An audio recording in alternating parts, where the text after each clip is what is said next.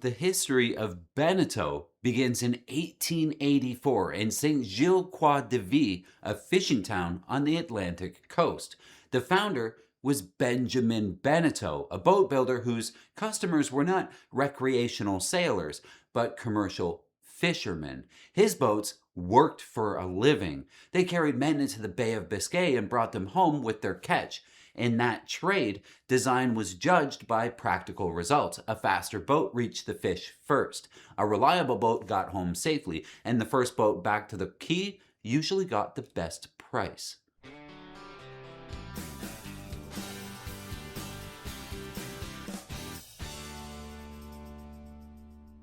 That was the original Beneteau business, wooden fishing boats with sails built for local use in a coastal economy shaped by weather and fish and timing. By the early 20th century, the company faced its first major technological shift. Sails had powered fishing boats for generations, but engines were beginning to change the working waterfront. Benjamin Bénéteau saw the advantage early. In 1909, he built a motorized fishing boat for local fishermen, and that decision was pretty controversial in the day. The engine was noisy, unfamiliar, disruptive. Beneteau's own company history describes real suspicion in the community, including the belief that the sound of the engine might scare the fish away. But the boat proved itself where it had to prove itself, at sea. Benjamin gave it the name Vainqueur des Jealous, often translated as Conqueror of the Jealous. The name has become part of the company's founding mythology, but the important point is simpler. Beneteau had recognized that a working boat did not need to preserve tradition for its own sake. It needed to do the job the best that it could do, and better than the boat beside it. In 1928, Benjamin's son, André Beneteau, took over the yard. He was only 21 years old at the time. And under André, the company continued building commercial fishing boats, and for several decades, its identity remained tied to that working fleet. These were still local boats for professional use, built by craftsmen in a world where the customer knew exactly what he needed. Then the Second World War interrupted almost every part of European industry. After the war, France rebuilt, but the old wooden fishing boat trade was not returning to its former shape. Materials and markets and customers were changing. By the early 1960s, Beneteau had a respected name and skilled workers, but the business that had supported the yard for generations was getting smaller. This was the crisis that created the modern company as we know today. The central figure in that transition was Annette Rowe, Benjamin's daughter. She entered the business in the 1960s when Beneteau needed to move beyond its traditional customer base. The opportunity came through fiberglass, known in the company's French history as polyester construction. At first, fiberglass was not about luxury yachts. Beneteau began by building small craft and dinghies connected to that fishing trade. But these boats revealed another market. People were starting to buy boats for recreation in far bigger numbers. The post-war leisure economy was growing, and boating was becoming accessible to families who had no commercial connection to the sea or to fishing. Fiberglass made that possible at a scale.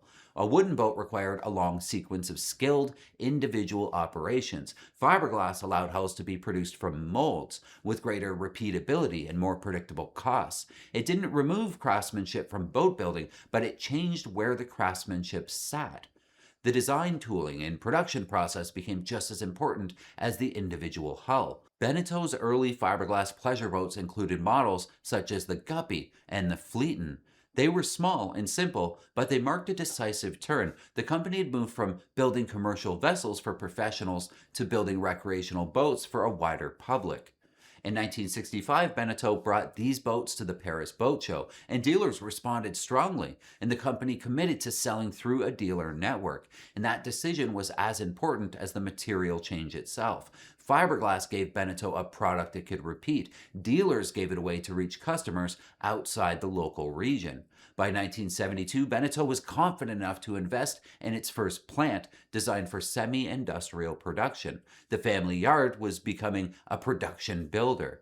During the same period, the company began moving into larger recreational boats. The Evasion range reflected a practical cruising style, enclosed space, usable accommodations, and a design brief aimed at owners who wanted comfort as well as seaworthiness. These boats were part of the company's move from small recreational craft into the broader cruising market. The next term, and this is the big one that came for us, was in 1976 with the First. Beneteau acquired the molds of L'Impensable, a successful half-ton cup design, and worked with naval architect André Mauric to create the First 30. It was a significant boat because it gave Beneteau credibility in performance sailing. The company had already founded recreational customers all over the place, but the first line showed that a production Beneteau could be discussed in racing terms, not only as a family cruiser or a fishing boat, and that mattered a lot to this brand.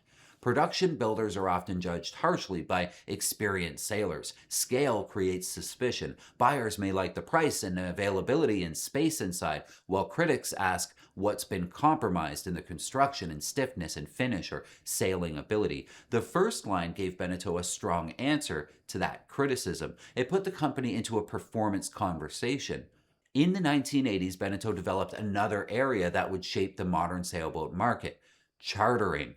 Charter companies needed boats with very specific qualities. They must be easy to handle and forgiving, spacious, durable, and simple enough for crews who may only be aboard for a week. They need cabins and heads and tankage and ventilation and cockpit space and systems that can tolerate frequent use from different people. The requirements are not theoretical. A charter boat is tested by turnover, maintenance schedules, and customers of widely varying skill levels. Beneteau worked with the moorings early on, and that experience helped guide the thinking behind the Oceanis range. Introduced in the 1980s, the Oceanis line became one of the most recognizable cruising sailboat families in the world. The formula was commercially powerful. Oceanis models offered big interiors, practical layouts, aft cabins a lot of the time, comfortable cockpits, and efficient production methods. They weren't designed as narrow, traditional offshore yachts for a small audience. They were designed for the way a large number of owners and charter sailors actually use their boats. That doesn't make them above criticism. No production boat is. A mass-produced cruiser has always been a balance between price, performance, construction methods, styling, comfort, and market demand. But the success of the Oceanis line shows that Beneteau understood the center of modern cruising markets better than many of its competitors. In 1984, Beneteau marked its own 100th anniversary and went public on the French stock market. Around the same period, it expanded more seriously into North America. The company had already established a presence in Annapolis, and in 1986 it opened a production facility in Marion, South Carolina. That factory allowed Beneteau to build boats closer to American buyers and strengthen its position in one of the world's most important recreational boat markets. By the 1990s, Beneteau was no longer a single brand boat builder either. It was becoming an industrial group. In 1992, the company bought CNB in Bordeaux. CNB was associated with larger yachts and professional vessels, and it gave the group another level of capability beyond mainstream production boats. Then in 1995, Groupe Beneteau acquired Jeanneau. Jeanneau was one of France's most important boat builders and one of Beneteau's major domestic rivals. It had its own history, its own designs, and its own customer base in both sailboats and powerboats. The acquisition changed the scale of the group and consolidated a large part of French production boat building under one corporate roof. The Jeanneau acquisition also mattered because it came with Lagoon. Lagoon had developed through Jeanneau's multi-hull activity and would become one of the most important cruising catamaran brands in the world as we know it today. As charter fleets and private owners increasingly embraced catamarans, Lagoon gave Groupe Beneteau a powerful position in a market that was growing very quickly. Over the following decades, the group developed into a portfolio of different marine brands. Beneteau remained the broad global name covering both sail and power. Jeanneau continued as a distinct brand with its own sailboat and powerboat lines. Lagoon became the group's principal cruising catamaran brand. Prestige focused on luxury motor yachts. Excess was later introduced as a sportier catamaran. Delphia became associated with inland cruising and electric propulsion. Wellcraft gave the group an American powerboat name with fishing and adventure boat heritage. The group also owned or controlled other brands at different times. CNB was later sold to Solaris. Monte Carlo Yachts was part of the group's move into larger luxury motor yachts. In 2014, Beneteau acquired Rec Boat Holdings in the U.S., bringing in Four Winds, Glastron, Wellcraft, and Scarab. That purchase expanded the company's reach into North America immeasurably. Not all expansion remained permanent, though. In 2026, Groupe Beneteau announced that it would focus on 7 strategic brands: Bento, Jeanneau, Prestige, Lagoon, Excess, Wellcraft, and Delphia. It also announced plans to stop production at its Cadillac, Michigan facility and divest Four Winds, Glastron, and Scarab Jet. That restructuring shows the company still making decisions around scale, geography, and market focus. The details are modern, but the pattern is familiar. Beneteau has repeatedly changed course when the market has demanded it. Its North American sailboat production tells a similar story. The Marion, South Carolina facility was an important symbol of Beneteau's American ambitions, producing thousands of boats over several decades. But the decline in new sailboat demand in North America, combined with broader market pressure, eventually led the group to end production at that facility. New sailboats for the North American customers would again start coming from Europe. That's a useful reminder that even the largest boat builders are not immune to changes in demand. Production boat building depends on volume. When volume shifts, factories, brands, and model lines have to shift with it.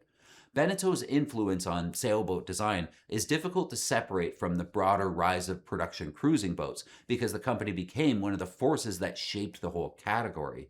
The features now common across modern cruising sailboats were not all invented by Beneteau, but Beneteau helped to normalize them. Wide sterns with sugar scoops, large cockpits, bright interiors with aft cabins, molded structures and integrated liners, efficient layouts, and model ranges designed around both private ownership and charter use. For some sailors, those changes made boat ownership more practical. A Beneteau could offer space and availability and dealer support. Financing was easier, charter potential, and a predictable used boat market. For others, the same changes represented a move away from the other ideas of yacht construction and offshore design. Both reactions are part of the company's place in sailing history. Beneteau didn't become important by building only for traditionalists. It became important by identifying the largest variable market and designing boats for that. If you're into older boats like the original First Line, I bet you'd also like this article on the Marshall Sanderling 18, a used boat review.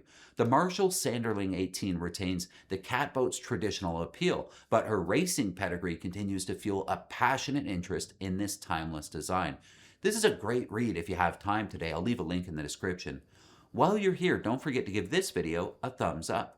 It really helps us out, but also it lets YouTube know that you like sailboat videos, so it'll show you more of them. How cool is that? And hit subscribe so I can see you again next time.